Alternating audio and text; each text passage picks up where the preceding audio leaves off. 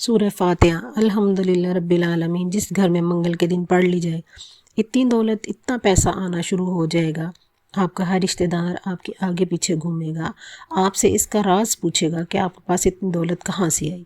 بسم اللہ الرحمن الرحیم۔ محترم ناظرین، آج کا یہ وظیفہ دولت کا وظیفہ الحمدللہ رب العالمین، یہ پڑھتے ہی گھر میں اتنا پیسہ اتنی دولت آئے گی، ایک دن میں کروڑوں مانگو گے کروڑوں ملیں گے۔ آج کے دن کا دولت کا وظیفہ آپ کے حوالے کروں گی۔ اتنا تیز وظیفہ ہے کہ 2 منٹ میں اثر کرے گا۔ ناظرین اکرام، جس بندے کی جیب کئی سالوں سے خالی ہو، جو بندہ کئی سالوں سے غربت تنگ دستی کا شکار ہے، جس گھر میں کئی سالوں سے رزق اور دولت کی تنگ دستی ہے، جہاں پر رحمتوں اور برکتوں کی بہاریں آج تک نہیں آئیں،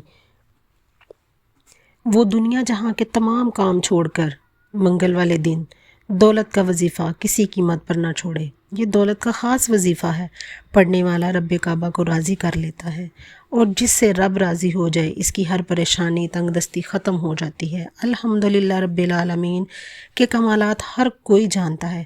اگر کوئی نہیں جانتا تو آج کا یہ وظیفہ بتائے گئے طریقے سے میرے کہنے پر یہ کر کے دیکھیں تو آپ تمام وظیفوں کو بھول جائیں گے۔ صرف منگل والے دن وظیفہ پڑھنے کی دیر ہے۔ جس کسی نے پڑھا، رب نے بے شمار نعمتوں برکتوں سے نوازا۔ یہ وہ آیت ہے جس سے آپ کی تمام تر پریشانیاں مصیبتیں ختم ہو جاتی ہیں۔ ایک آدمی شیر خدا حضرت مولا علی کی بارگاہ میں حاضر ہوا اور فرمایا، میں تنگ دست ہوں، گھر کے حالات بہت خراب ہیں۔ مولا علی نے فرمایا، جاؤ استغفار کرو۔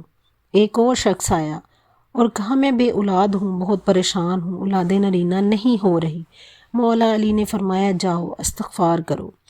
ایک اور تیسرا شخص آیا اور کہا، مولا علی میرے گھر میں پریشانیاں ہیں، مصیبتیں پیچھا نہیں چھوڑتی، اور اپنے مسئلے بیان کیے۔ حضرت مولا علی نے فرمایا، جاؤ استغفار کرو۔ وہ تینوں شخص چلے گئے۔ پاس بیٹھے ایک بندے نے مولا علی شیر خدا، جسے لقب ملا ہے مشکل کشا مولا علی، آپ کے پاس 3 مختلف بندے آئے جنہوں نے مختلف مسئلے بتائے، اور آپ نے تینوں کو استغفار پڑھنے کا کیوں کہا؟ حضرت علی نے فرمایا، ہماری تباہی و بربادی کی سب سے بڑی وجہ گناہ ہے۔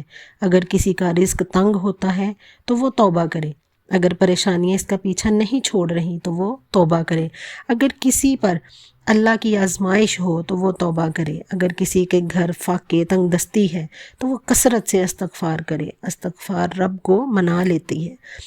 جس بندے سے رب راضی ہو جائے تو اللہ اس پر اپنی رحمتوں کے دروازے کھول دیتا ہے۔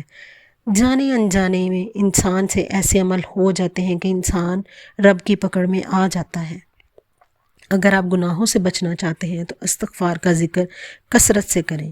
وقت کی نزاکت کی مد نظر رکھتے ہوئے آئیے اپنے وظیفے کی طرف چلتے ہیں۔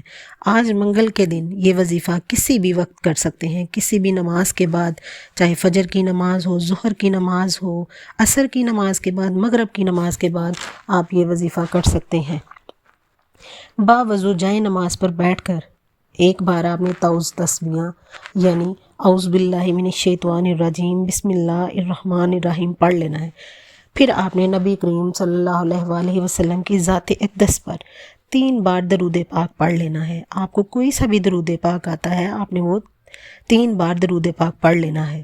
جب آپ نے 3 مرتبہ درود پاک پڑھ لیا، اس کے فوراً بعد آپ نے ایک تسبیح لے لینی ہے۔ اگر آپ کے پاس تسبیح نہیں ہے تو آپ نے اپنے سیدھے ہاتھ کی انگلیوں پر اس وظیفے کو پڑھ لینا ہے۔ آپ نے تعداد میں کمی بیشی نہیں کرنی، جتنی دفعہ بتایا جائے اتنی دفعہ آپ نے کرنا ہے۔ کبھی کبھی لوگ جو ہیں کبھی تعداد زیادہ کر دیتے ہیں، کبھی کم کر دیتے ہیں، تو وظیفہ اثر نہیں کرتا۔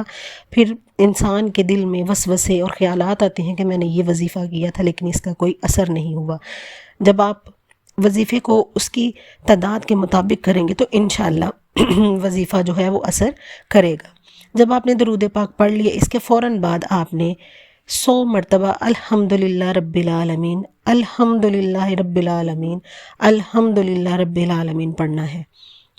پڑھنے میں کوئی کمی بیشی نہیں ہونی چاہیے۔ جب آپ کی زبان سے الحمدللہ رب العالمین، الحمدللہ رب العالمین، الحمدللہ رب العالمین نکل رہا ہو تو آپ نے روتے ہوئے گڑ گڑاتے ہوئے رب کعبہ سے اپنی ہر حاجت کی دعا کرنی ہے، اپنی ہر پریشانی ختم ہونے کی دعا کرنی ہے، اپنی تنگ دستی ختم ہونے کی دعا کرنی ہے، اپنے رب کو راضی کرنا ہے۔ آپ نے رب کعبہ سے اپنی ہر حاجت کی دعا کرنی ہے۔